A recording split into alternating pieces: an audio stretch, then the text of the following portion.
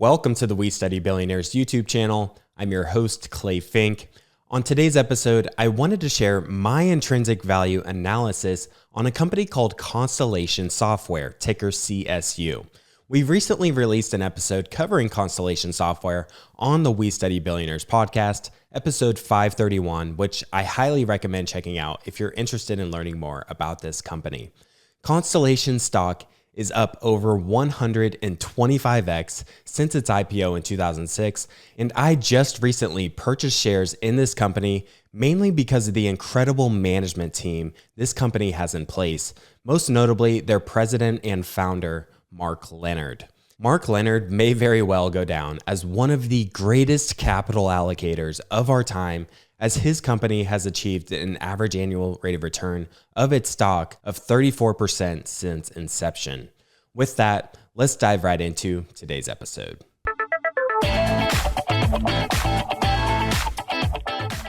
So before I share my intrinsic value analysis on Constellation Software, I wanted to give a bit of an overview of what Constellation actually does. Now, Constellation Software is a holding company that buys what's called VMS businesses, and they're holding these companies forever.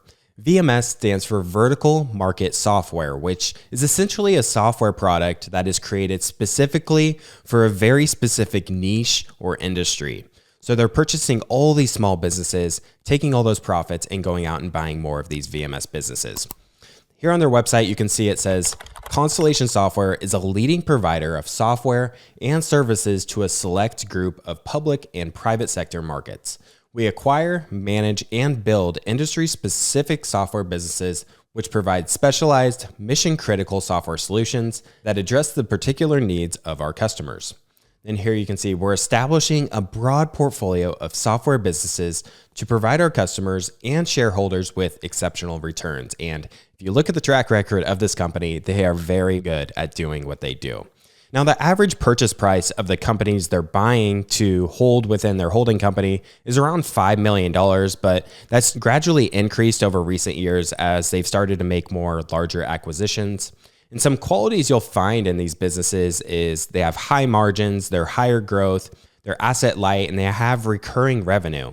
And oftentimes what you'll find with the markets these companies operate in is that they operate in what's called an oligopoly. So there's 2 or 3 players in the industry that have almost all of the market share in this really small niche market. So a lot of these businesses have very sticky revenues because the services they provide to their customers are absolutely essential. These are services that their customers absolutely need to have. So very sticky revenues as well. So Leonard discovered the VMS business and saw how high quality of a business model these VMS software businesses had. So he decided to create Constellation Software as a holding company back in 1995 to try and buy more and more of these VMS businesses each and every year. And he studied Buffett along the way and really learned a lot from him. He used to be in the venture space and he transitioned to have more of a Buffett approach to his life and his business. Part of what makes Constellation so special is their culture and their decentralized business structure. They have all of these people within their business that know what to look for in acquiring all these VMS acquisitions, and they set a very high bar for themselves. Their hurdle rates when buying these VMS businesses is around 20%, and when they buy these companies, they let the managers just run the business themselves. And then Constellation will put these bonus incentives in place that oftentimes requires them to purchase Constellation stock. So many of the people within Constellation and within these holding companies are huge owners of Constellation stock. So all these business people are aligned and they want to continue to grow the pie of that holding company. Constellation also wants to compensate their top performers very well. Back in 2015, Mark Leonard shared that there were more than 100 employees who had over $1 million in Constellation stock. And he hoped to increase that number by 5x by 2025, which I'm sure he's well on his way to achieving that goal. Another thing that makes Constellation so interesting is the founder, Mark Leonard, who I've mentioned. He's someone who clearly understands capital allocation exceptionally well. And people have become kind of enamored with this guy as he has a very low profile. There aren't any interviews you'll find out there of him, and you can only find a few photos of him that actually exist. In the past, he's communicated with shareholders through his shareholder letters, but he doesn't write those as often anymore either. If you read his letters, you'll realize that he thinks a lot like Buffett, and he's always thinking very long-term, and he wants shareholders as well who are very long-term oriented. With so many companies trying to hit these short-term targets on earnings and such, it's so cool to find someone that is quite a bit younger than Buffett, actually. I believe he's 66 years old, and he has this very long-term mindset. I wanted to read a part from his 2014 shareholder letter here, which adds a little bit of a personal touch to his life. Last year, I asked the board to reduce my salary to 0 and to lower my bonus factor. CSI had a great year, so despite those modifications, my total compensation actually increased. This year, I'll take no salary, no incentive compensation, and I am no longer charging any expenses to the company. I've been the president of CSI for its first 20 years. I have waived all compensation because I don't want to work as hard in the future as I did during the last 20 years. And I think what he's doing here is just expressing himself as someone that just under promises and consistently over delivers. He's saying here that he's stepping back and he's not going to work as hard, yet Constellation has done so well.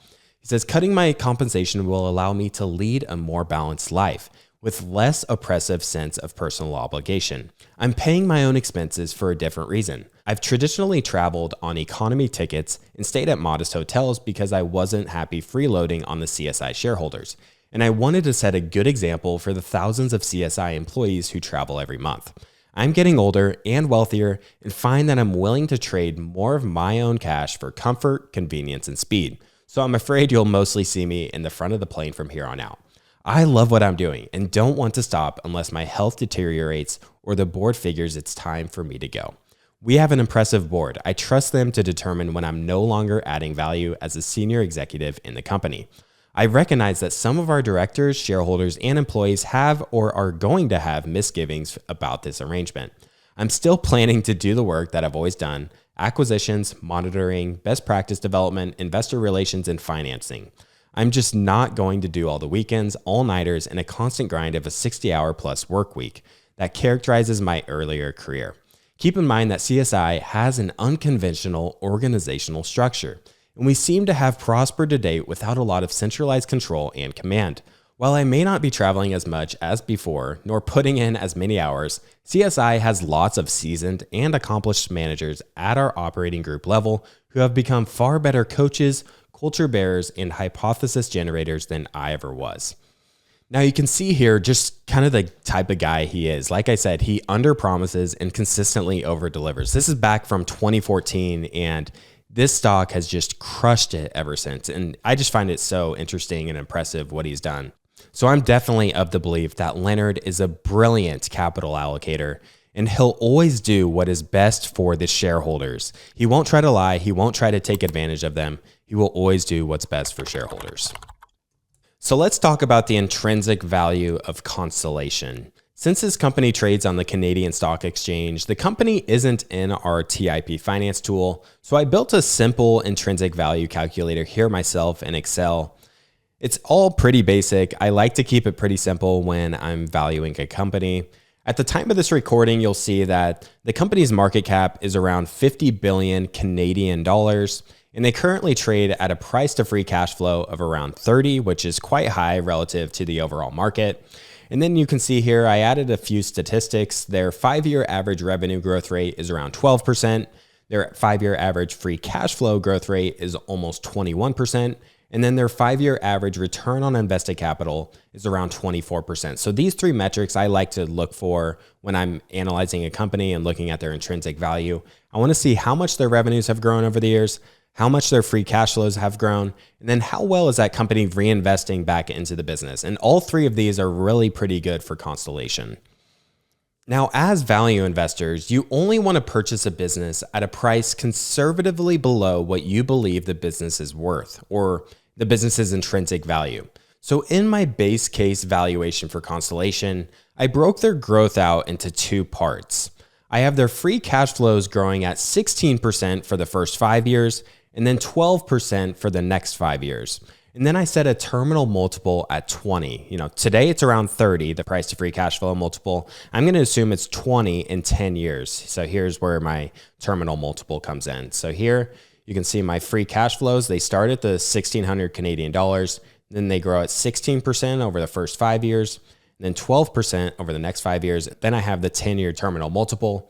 And then you can see I have the 10% discount rate as well. So I'm projecting out these free cash flows, assuming I sell the company in year 10 at a multiple of 20, and then I discount that at a 10% discount rate. That's what this present value line's doing. And then I just sum up all the present value of this. You can see it's 66 billion, which is the number right here. So the intrinsic value in this case, where it grows at 16% for the first 5 years and then 12% for the next 5 years, that gives me an intrinsic value of 66 billion Canadian dollars. And what I want to do here is see what is the discount for the market price relative to the intrinsic value. So here you can see I have a 24% discount to the intrinsic value. I believe this projection is fairly conservative for Constellation because I think they're really going to be able to grow at a decent clip for the next 5, 10, 20 years. I think this is a relatively conservative valuation. I think a 24% discount is pretty good for a company this high quality. Now, what I also wanted to do was look at what happens to the intrinsic value if I bring those growth rates down a little bit. So for the first 5 years, I used a 12% growth in the free cash flows. And then the next 5 years, you can see an 8% growth rate. And then I also brought the terminal multiple down. The multiple is going to change with the quality of the business. So if the growth slows down, you're probably going to see the multiple come down as well.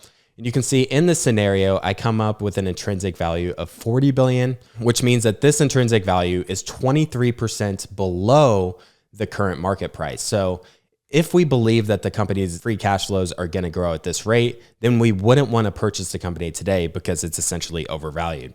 So it really just comes down to how fast they're going to be able to grow their free cash flows over the years, as well as reinvest back into these acquisitions that they've done so well over the years. So if Constellation is able to grow at a high rate of return over the next 10 to 20 years and make these really good acquisitions, then it's probably a great investment today. That's what I believe anyways. It's not investment advice.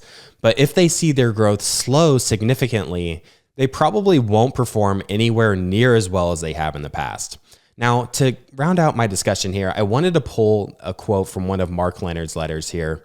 A very special case of value investing is the example of a company that is growing quickly that the market expects to stop growing within the next 5 to 7 years, but that actually keeps growing quickly for much longer. If you can spot one of those, it may appear expensive on a PE basis, but may actually be an attractive long-term investment on a value investing basis. Spotting this kind of investment requires the ability to foretell the distant future, which is extremely difficult to do with consistency. And this is what you get from a quality company. A quality company like Constellation, I believe, always looks expensive. But because quality companies are able to grow for a really long time, they still end up being great investments because the duration of that growth is much longer than what the market ultimately prices in. So this is ultimately the reason why quality companies are able to outperform the market over the long run. All right, so that's all I wanted to cover during this video. If you're interested in learning more about Constellation Software, there's a whole lot more to learn and especially a whole lot to gain from Mark Leonard's letters. I'd encourage you to check out my recent podcast episode on this company. I pull a ton of notes from Mark Leonard's letters over the years. That is episode 531 on the We Study Billionaires podcast. I'll be sure to get that linked in the description below for you guys. Also, let me know what you thought of today's video in the comments below. And if you enjoyed it, please click the like button and subscribe to support the channel. The Investors Podcast Network is actually my full-time job. So if you click the like and subscribe button, I'd really appreciate it so we can continue to provide these great videos to you for free. Also, before I close it out, I wanted to give a very special shout out to my video editors, Christine and Jasmine, for all of their great work in helping me put out these videos. I know there's no way I could put these videos out without their help and all of their time that they put into them. So I really appreciate everything they do. So to help support them, to help support me and support TIP, please click the like and subscribe button below. We would really, really appreciate it. Thank you so much for tuning in, and I hope to see you again next time. Thank you for tuning in to today's episode of We Study Billionaires. If you enjoyed this episode, we would really appreciate it if you subscribe to our podcast feed using the link here on the screen. This will really help support the show so we can continue to provide this great content to you for free. We appreciate you being a listener and hope to see you again next time. Mark Leonard is a very interesting character. He's a billionaire, yet nobody really knows too much about him other than what he's put out in his shareholder letters. There's probably 2 or 3 photos of him that exist on the internet, and not a single interview is publicly available with him.